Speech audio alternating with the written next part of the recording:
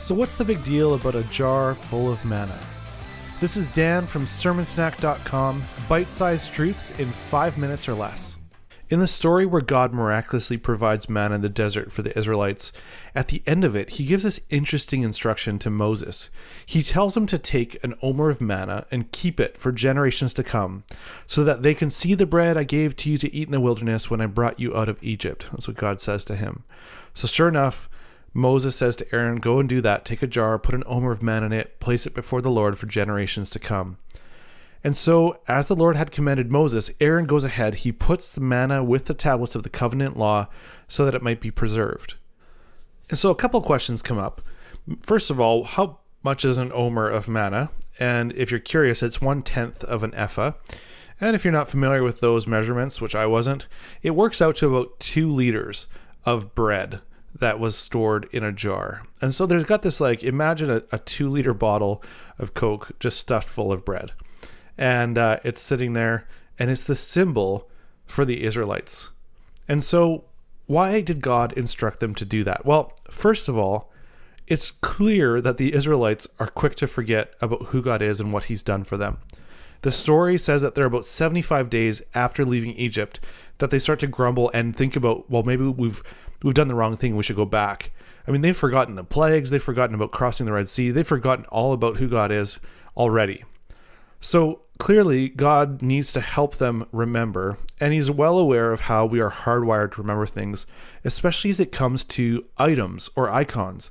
So take, for example, if you find a basketball trophy, all of a sudden you remember what it was like to play on that basketball team, that winning shot you took, what it was like for your team to win the championship. Or maybe you find a souvenir from a trip and you can remember what it was like to be there, the sights and the sounds, and maybe what the food tasted like. And so all of that can be wrapped up and come flooding towards you as a set of memories, all from one item, which is exactly the goal with a jar of manna. I mean, you can imagine it sitting there and people walking by it, or kids asking their parents, hey, what's with that jar of bread sitting there? Well, here, let me tell you a story. And so the question is, what did the jar of manna actually represent then? What was the significance of it?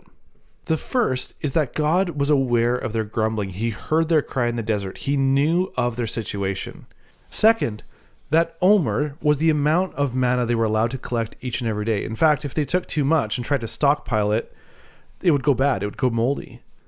And so you imagine they had to go to bed each and every night trusting that there would be manna for them again in the morning. And so that jar is a symbol of God's unfailing faithfulness.